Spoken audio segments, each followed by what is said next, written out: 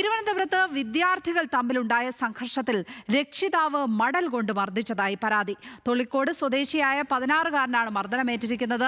School PTA പ്രസിഡന്റും കോൺഗ്രസ് മണ്ഡലം പ്രസിഡന്റുമായ ഷംനാദും മക്കളും ചേർന്ന് മർദ്ദിച്ചു എന്നുള്ളതാണ് പരാതി. ഇരുവിഭാഗത്തിന്റെയും പരാതിയിൽ പോലീസ് കേസെടുത്തിട്ടുണ്ട്.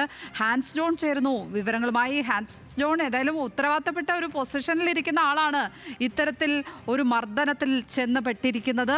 ഇയാൾക്കെതിരെ കേസ് എടുത്തിട്ടുണ്ടോ? വിവരങ്ങൾ എന്തൊക്കെയാണ്? ലക്ഷ്മി, കഴിഞ്ഞ ശനിയാഴ്ചയായിരുന്നു ഇത്തരത്തിലൊരു സംഭവം തൊളിക്കോട് വെച്ച് നടക്കുന്നത്. വിതിരയ്ക്ക് സമീപമുള്ള സ്ഥലമാണിത്. ശനിയാഴ്ച വൈകുന്നേരം ഷംനാദിന്റെ മക്കളായിട്ടുള്ള രണ്ടുപേർ, ഒരാൾ 10ാം ക്ലാസ് വിദ്യാർത്ഥിയും ഒരാൾ +2 വിദ്യാർത്ഥിയുമാണ്.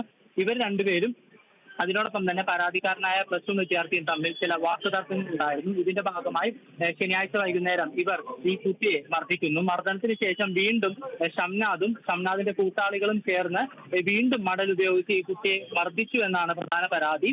അതിനുശേഷം പരാതിക്കാരുടെ മാതാപിതാക്കൾ വിളിച്ച് സംസാരിച്ചപ്പോഴും ആക്രോശിക്കുന്ന രീതിയിൽ, പേടിപ്പെടുത്തുന്ന രീതിയിൽ പെരുമാറി എന്നും പരാതിയിൽ പറയുന്നു. എന്തായാലും ഇരുവരും തമ്മിലുള്ള സംഘർഷമാണ് ഇത്തരത്തിൽ രക്ഷിതാക്കൾ ഇടപെടുന്ന ഒരു രീതിയിലേക്ക് മാറിയത്. രണ്ടുപേരും ഈ സംഘർഷത്തെ തുടർന്ന് വിതുര പോലീസിൽ പരാതി നൽകിയിട്ടുണ്ട്. ഇരുവരുടെയും പരാതിയിൽ പോലീസ് ഇപ്പോൾ കേസെടുത്ത് അന്വേഷണം ആരംഭിച്ചിട്ടുണ്ട്. അതിനുശേഷമായിരിക്കും തുടർ നടപടിയിലേക്ക് കടക്കുക. ലക്ഷ്മി. ഹാൻസ് ജോൺ, തിരുവനന്തപുരത്ത് നിന്ന്.